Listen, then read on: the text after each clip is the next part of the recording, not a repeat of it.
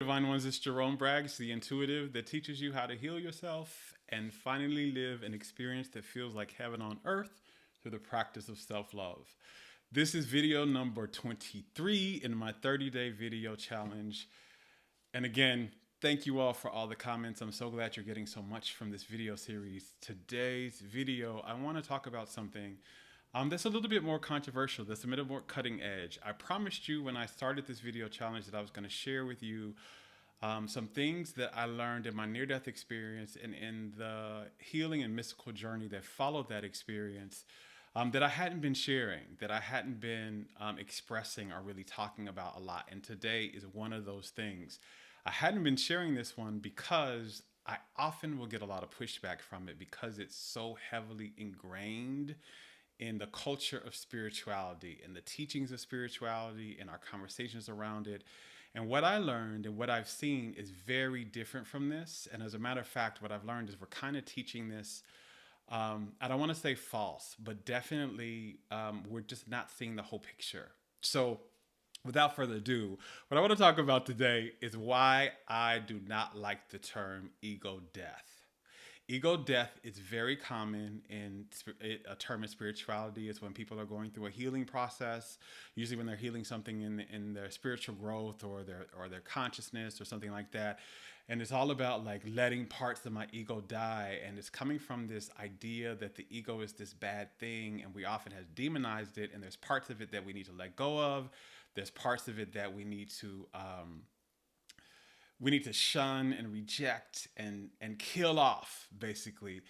And what I've really learned from my conversations with Source after my near-death experience and many of the channeled things I've gotten from my guides and all of this is that is a very, very unloving way of thinking about this. So before I go into why that is, I want to share something with you that was some downloads that I received several years ago that really changed my understanding around this.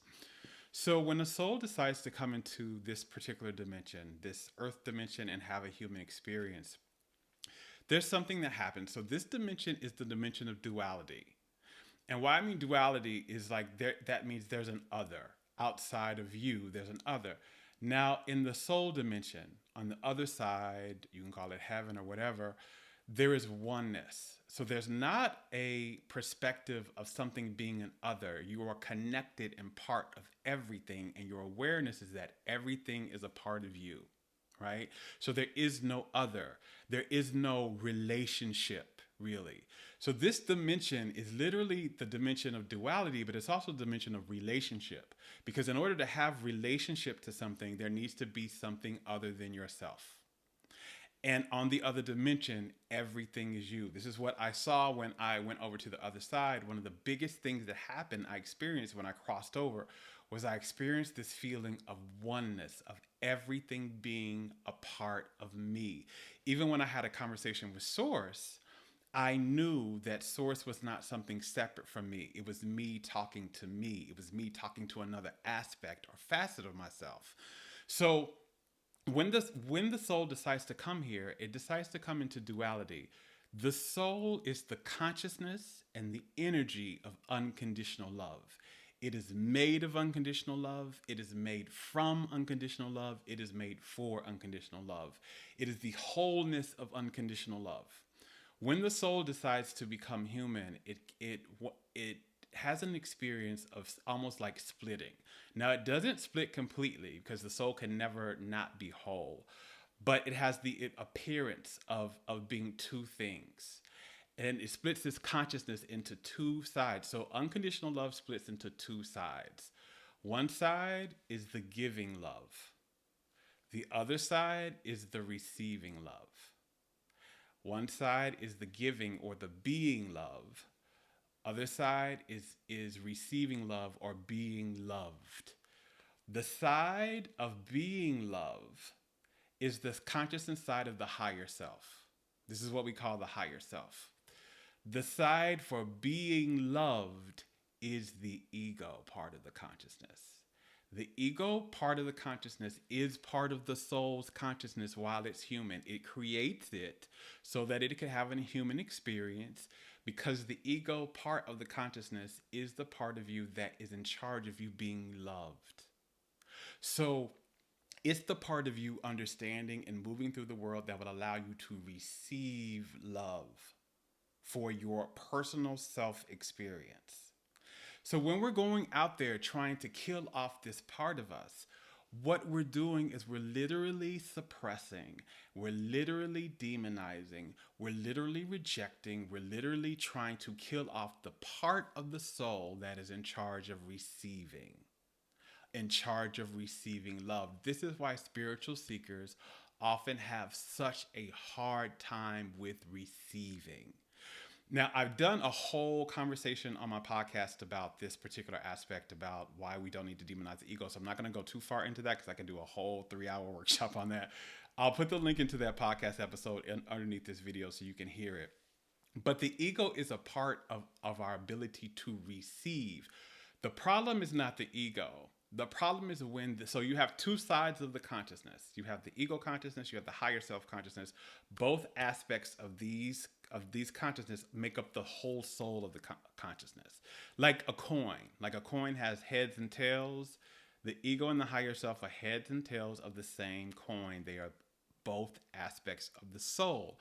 The issue comes in not when you have an ego, but when the ego, you're operating solely from the ego and your higher self consciousness is suppressed. So you're really strong in the ego, but you're really, really weak in your higher self consciousness.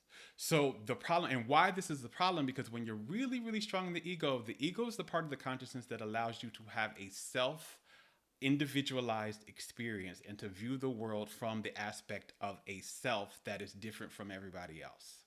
That's the purpose of the ego.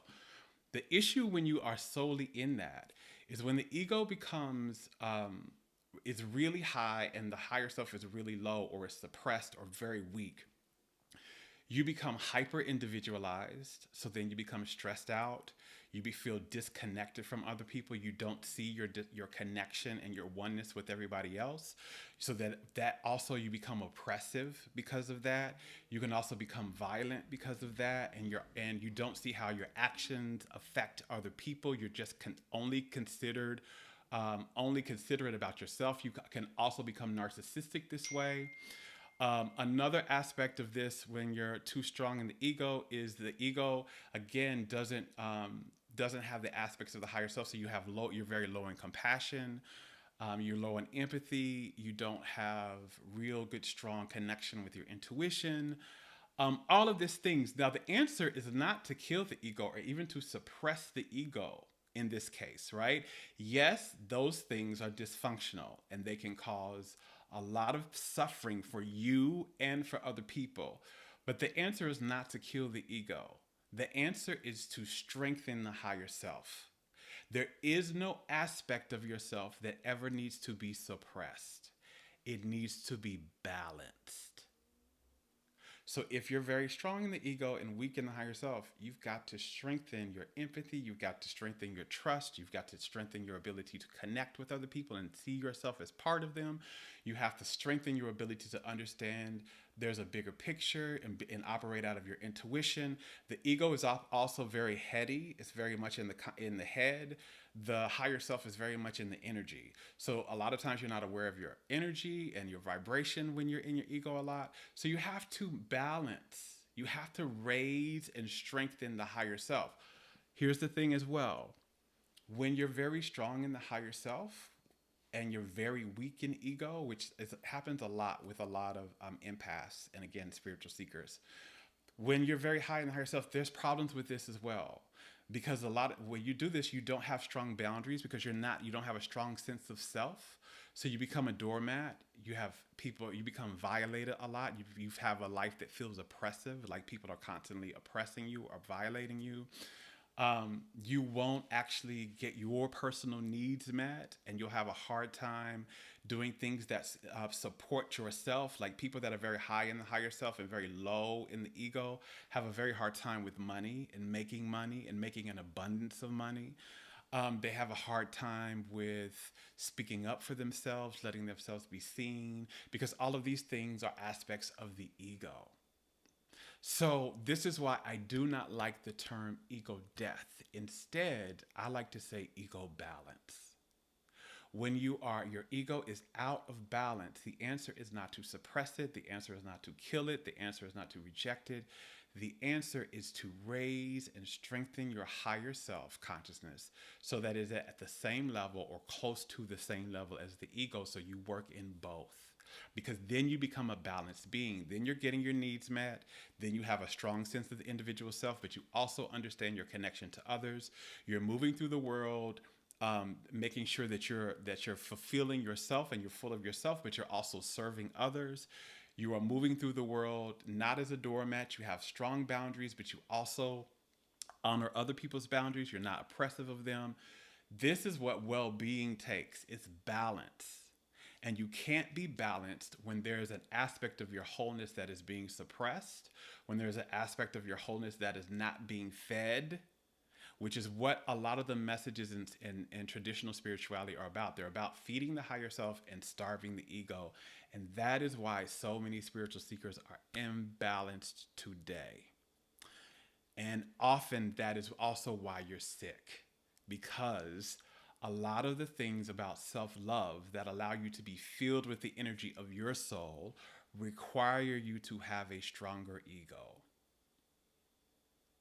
This is why a lot of spiritual seekers have such a problem with self love, which is why I'm teaching it. I had to learn this myself. This is what I had to learn to heal myself after my near death experience, because my ego was way down, because I was my culture, my spiritual practice, the family I grew up in was really all about, the messages were all about suppressing the ego and being super nice and being this higher self person that had no boundaries, couldn't speak up for himself, wouldn't let himself be seen, had very hard time with money, all those things. So again, well-being is about wholeness, being operating out the wholeness of the consciousness of the soul. The higher self is one aspect of the consciousness of the soul. The other one in this lifetime is the ego. When you transition and go to the other side, you have a wholeness experience, so they don't seem like they're split. It's just one consciousness. But while you're human, there's two sides. It's kind of like the left and the right side of the brain. They're very connected to that, by the way. So you want to operate out of your whole consciousness, your whole brain, both sides. You wouldn't just tell somebody just live out of the left side of your brain or just live out of the right side of your brain. We have to operate in both. No ego death, ego balance. I hope this video has shared a little bit of aha for you. Until next time, I love you. Now go love yourself. Bye.